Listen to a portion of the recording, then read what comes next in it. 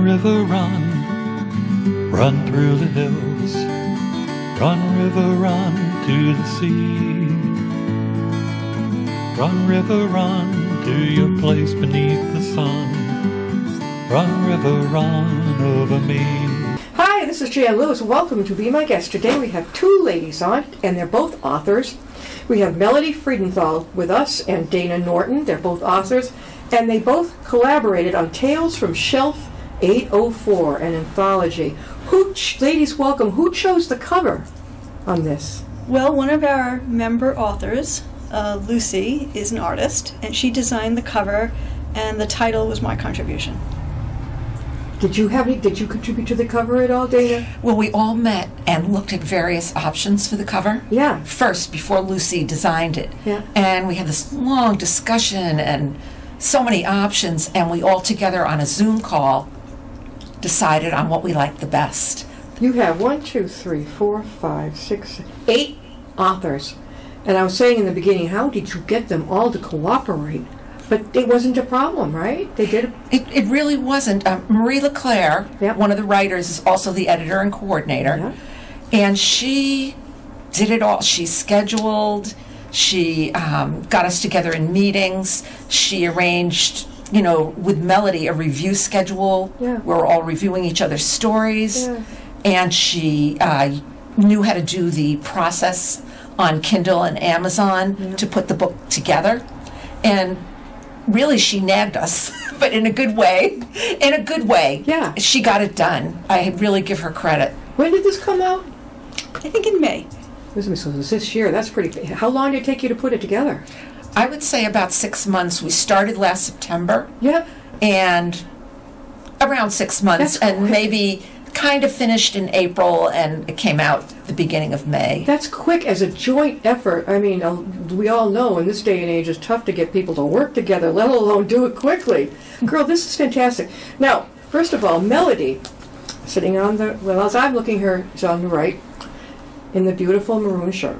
She works at the Worcester City Library, right? Yes. And she was telling me, I haven't been there in years, and I used to go there a lot. I loved it, and I got to go back.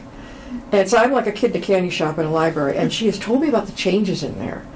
And so in the library, you work in the, are you in a reference section, Melody? I am a reference librarian for adult services. You do. How many years have you been at the library? 5.5. By today's standards, that's a long time. It's really good. And you like it there. I love it there. She used to be a software developer. Well, part of that I bring into my new job because I teach classes in computer programming at the library. So you teach programming, computer programming there. Yes. Do you get many people who are just have no idea how to, like I was, to work a computer? Absolutely. I get quite a few people who have no idea. I had a lawyer, and the only way this guy liked to communicate, what choice I had? He didn't answer phone calls. I said, all right. So I learned it. So for about a month, I went from library to library, so I wouldn't upset them and be too much of a pain. And I would say, okay, what do I do now? How do I do this? Basically, kind of self-taught, but it was necessity, not because I was going to really. Then when I got on, do these people realize when you get on, it can be fun? You get to connect with other people. I work very hard to make the class fun. There you go. That's a good teacher. Thank you. Definitely. Now, Dana. This young lady, very young, just told me she's retired. I couldn't believe it.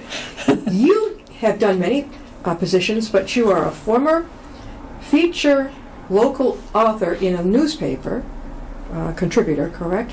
And a career counselor. Right. What got you into those? I was always looking for the perfect career. Yeah. I really didn't know what I wanted to do. Right here. Yeah. Oh, yeah. So I tried one after the other, and I liked them, but I always wanted something that I liked even more. Yeah. So one of the things I tried was writing feature stories for local newspapers. Yeah.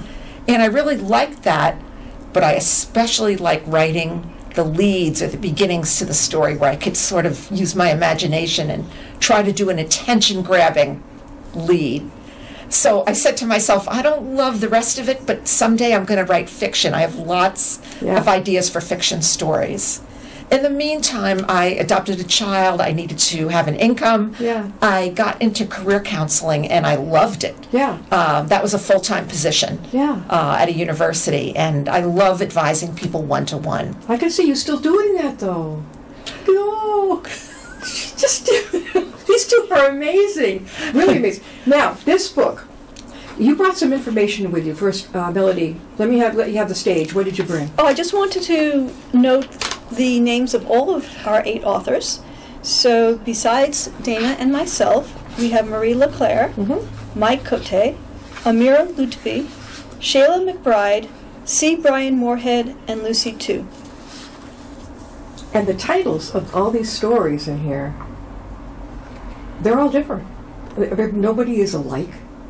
Authors and artists, I always encourage them, be different. Do whatever you want to do. You really do. Now, let's get down to it here. Here it is. The Tales from Shelf 804. We're talking with Dana Norton and Melody Friedenthal. And they are talking about this book that it's an anthology with a lot of other 8 authors in total who have contributed to this.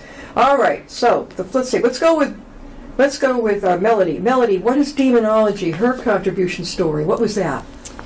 Well, if you take a look, the book is divided into 4 sections, and each section revolves around a single writing prompt. So all 8 authors wrote a story that included that prompt. So the first section has to do with writing contracts, basically. Yeah. So my story about demonology, as you might guess, was a contract between a guy and a demon or the devil. Sort of, it's fantasy, right? It is fantasy. Fantasy. Kind of not sci-fi, but fantasy. No, fantasy, yes. Fantasy mystery thriller, maybe, a little? What would you think? Fantasy thriller, perhaps. What other stories have you written? In that book? Or any book, really. I've written a number of stories. I had a story published in Bardsy's Romance anthology. Yeah. I'm having a story published this coming November in something called New Myths, which is a magical realism story. Yeah. And I've also written quite a lot of science fiction. All right, next. Dana. Now, yours is, I'll make sure I say it right here, Oscar worthy. Now, tell us about this one. Okay. It's about this is a humorous story. I usually write mystery, psychological suspense, but this is humorous.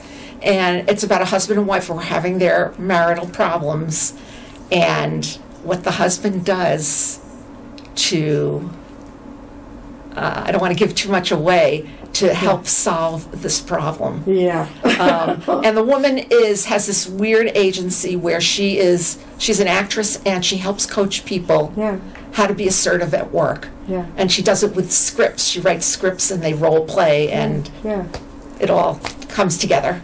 I always wonder what makes an author think of that. Melody, what made you think of demonology? Why did that come to you? I guess I was thinking about, the old movies or cowboy things, making a deal with the devil, and it just took off from there. It was actually the easiest story to write. It was? Out of my 4 stories that are in there. All right, how did this one come to you?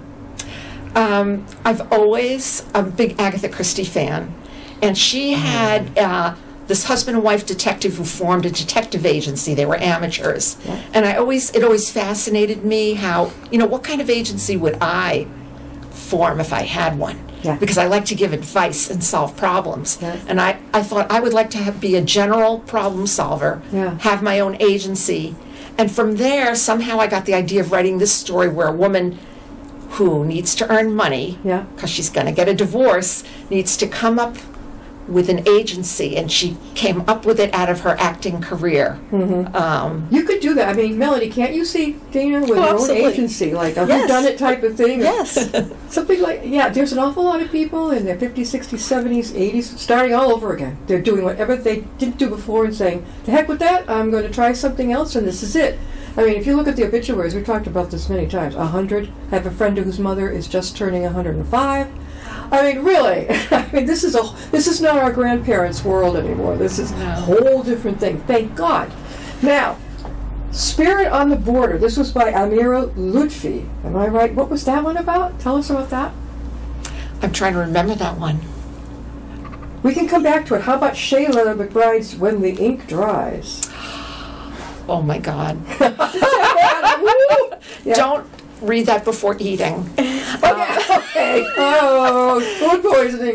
It's about this sort of, if I remember correctly, it's about this unscrupulous guy Yeah. who does errands for some kind of female monster or devil.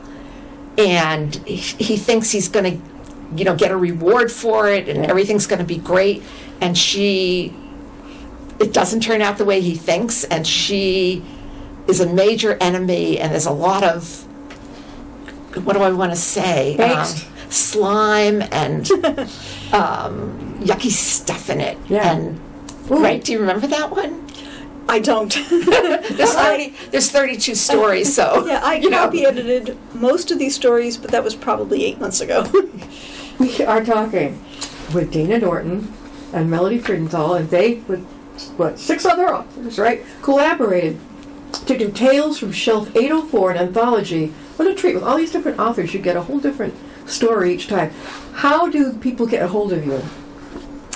Okay, so they can find the book online, paperback on Amazon and Barnes & Noble. They can get the book through Kindle on Amazon, and on Barnes & Noble it's called an ebook. Okay.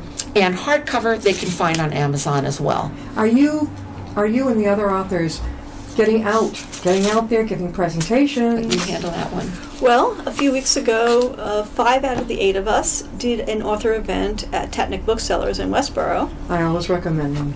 We had a lot of fun. Yeah. We sold 8 books, not the whole world, but we really had fun, and we even sold a hardcover there. Were you in the back room? I would think you would be. We weren't. We set up a table in the front. We thought we'd have more visibility there. But there's usually only it's pretty tight. Usually, if I send an author over there, they can go in the back, but that's one author. So usually they kind of want to sit up front. But that's like, where did they put you all? In the front near the cash register? Not too far from the cash Yeah, register. a little behind the cash register. In a line, all of you there? A nice table, Yeah. about this wide, and we all sat behind the table or stood in front of the table, said hello to people going by. With the book. Yes. With many copies of the book. We Yeah, sold. and we signed them for anybody who bought them. When were you there? About a month ago, right? Yeah, I'd say. On a Sunday, not too busy, No? but we still sold eight Still got books, them. right? Where else? Are you going to be appearing anywhere else coming up? We don't have anything scheduled right now. Yeah. That's okay, because there are so many places. Like, what is it, Tide Pool in Worcester? A lot of things are opening up. All over New England. All over New England. Again, Tales from the Shelf, 804, and an anthology. This was edited by Marie LeClaire. And, all right, MJ Cote. Cote. I have a friend, her last name is Cote. The Quantum Belt. Well, Mike loves writing about things with a physics, a quantum physics flavor to them. So that story also has his dearest theme in it. Yeah. A quantum belt that somebody puts on that gives them some magical abilities. Are you in the finding quantum that world. fantasy is becoming, I mean, I look at the young adult section especially, fantasy, sci-fi, and they kind of put them together like in a library, That's true. that type of thing. Yes. Have you noticed a lot of books coming in at the library? I believe so. Yeah. Yes. Why is that, you think? So many sci-fi. Maybe we have so many problems or people looking for escapism. Something different to kind of like get out of the everyday horrors that go on in our world.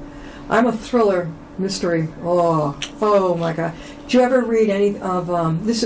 Well, he's a mild mystery writer, but he's gone now. But oh God, Robert Barnard? No, Boston. It's a Boston boy. Ludlam? Nope. No.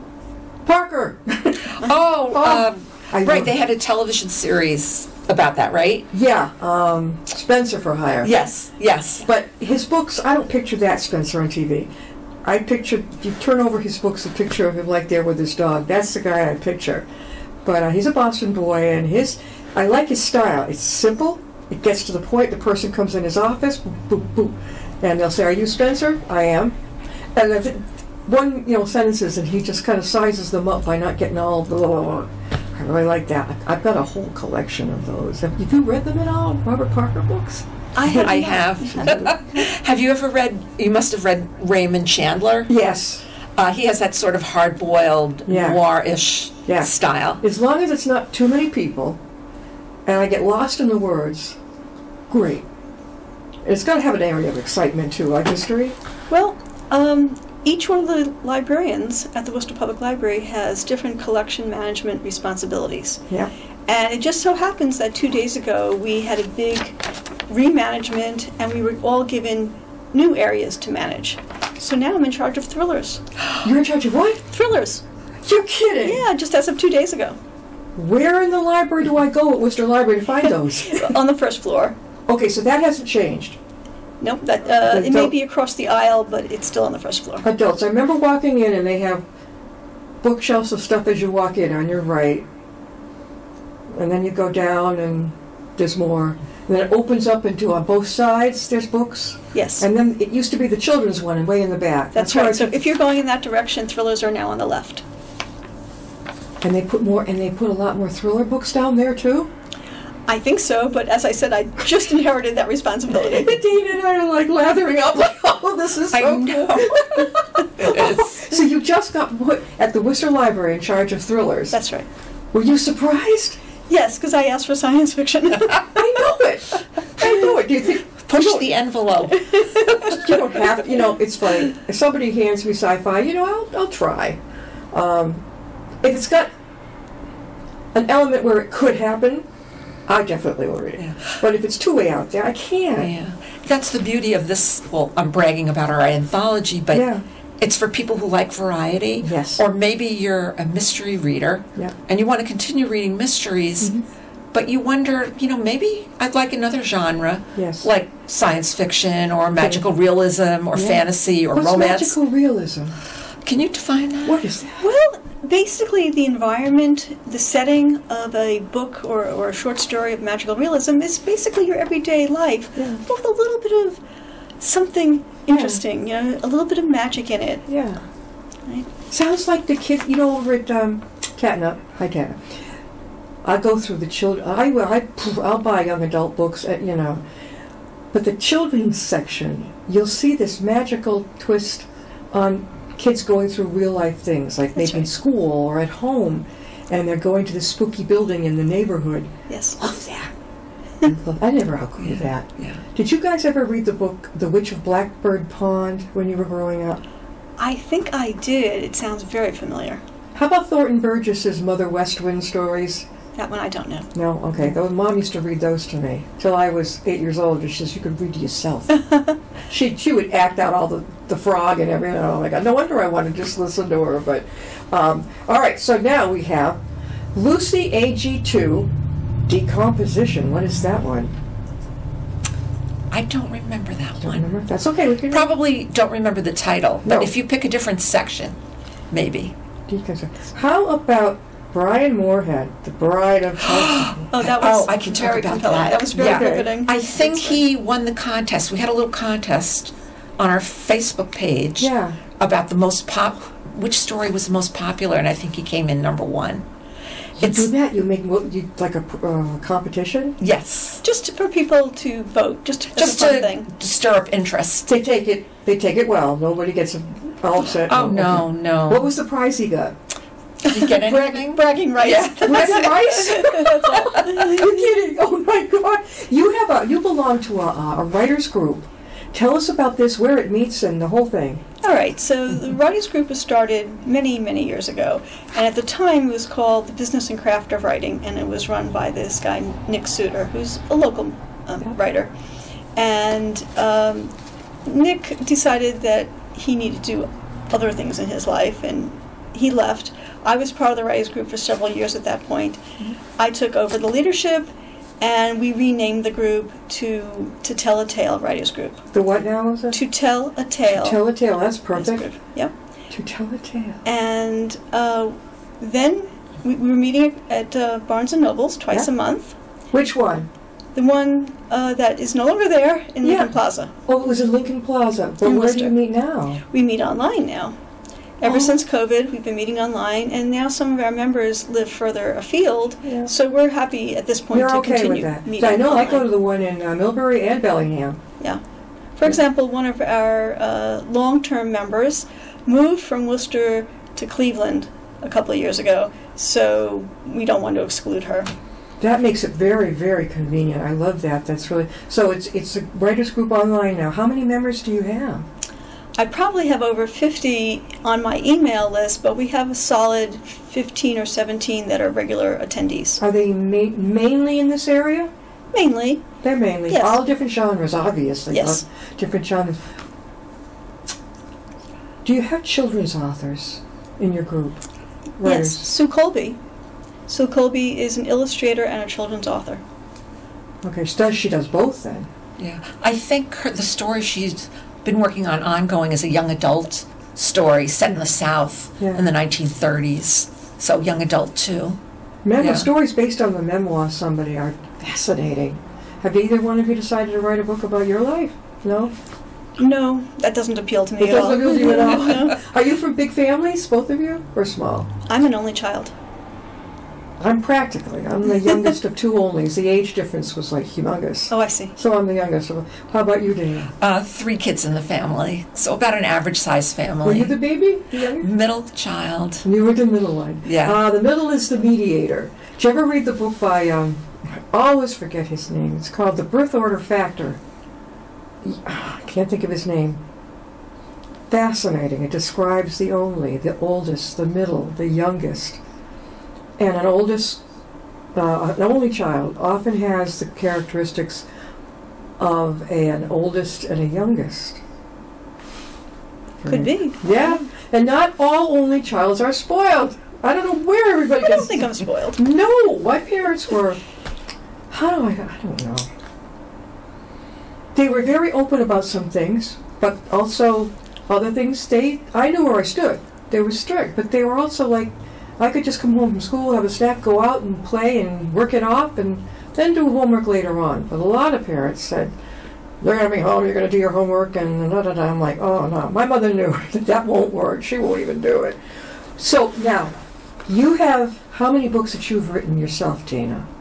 I haven't written any. You haven't written any? No. Okay. Just this right here. Just this, yes, and a bunch of short stories, because Okay. I'm really interested in the short story Okay. rather than a full-length Do you think you novel. would put a book together yourself for short stories? That's a cool idea. I could do that, but what I'm interested in right now is sending stories to different mystery magazines, Yeah. including the Ellery Queen Yes. Mystery Magazine, Yeah. which has been around forever, and I would love to be published. I've seen There. that at Barnes and Noble. Yeah. Now, Melody, you have books out of your own, or? I don't, but I actually have 2 novels in progress. I feel more comfortable at the short story length, so I'm trying to challenge myself to write a novel. Okay, so you want to do a novel. Would it be a mystery or sci-fi? It would be a space opera. There was what? Space opera. Science a space fiction. opera. A What's the subgenre. difference between that and sci-fi? Well, it's a subgenre of science fiction. Such different viewpoints, right? It's just so cool. That's why we have so many authors. Have you been to the huge, you probably haven't, every December in Rhode Island? There's a big group, the Rhode Island Authors group, so it's huge. And they have a, how shall I say, humongous for authors. You can come, set up your table. I mean, and just walking in as just a customer, I walked in there like, I couldn't possibly meet everybody. But Steve Porter, hi Steve, he and his wife own a bookstore and a publishing company in, I believe it's Pawtucket. And they originally had set it up. I mean, it's something that I have never seen before. Was a humongous room, and every single... You could be sitting next to somebody who does space opera, and the next is a children's author. You don't know, and that's the fun of it. And aisle after aisle after aisle. And I asked the author, I said, what do you think? I told him, I'm overwhelmed just coming here. She says, I'm overwhelmed too. So it's pretty, that's just one place, and there's so many bookstores around. Oh my gosh. Are you both good at presentation? Like, I've had a lot of experience as a career counselor, so yeah. I'm very comfortable. In fact, I just went to my library yesterday and asked about having an author event or at least a display of our Yeah. new anthology, and I'd be very comfortable presenting. What's your library again? What's your town? Littleton, it's called the Reuben Hoare Library. Okay. Are they open to the authors coming in? They said they are, and Okay. they have special displays, sometimes science All right. fiction. I said, what about local authors? Yes, we might do that. That's so important. Yeah.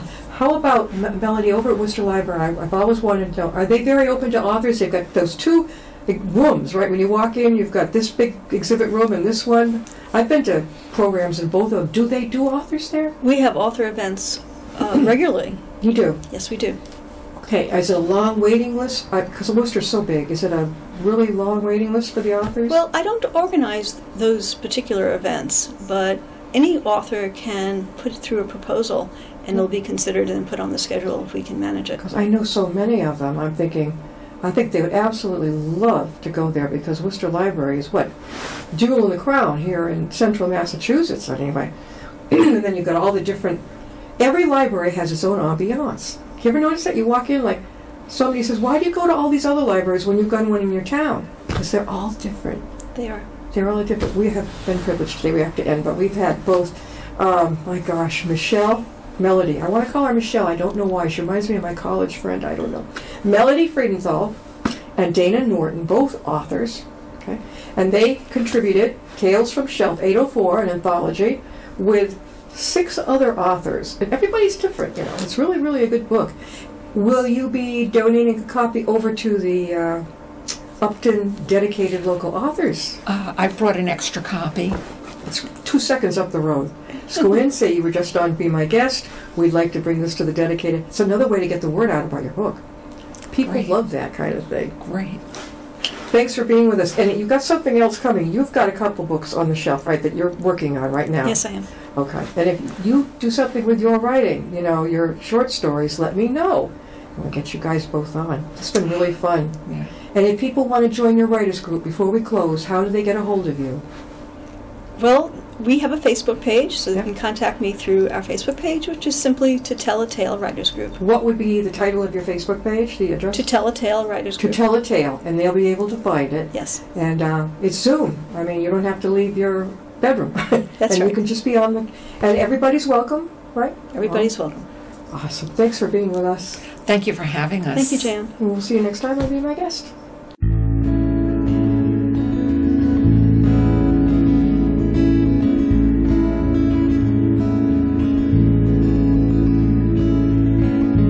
Riding on a shooting star, heading out toward a dream. Tomorrow's even closer than it seems.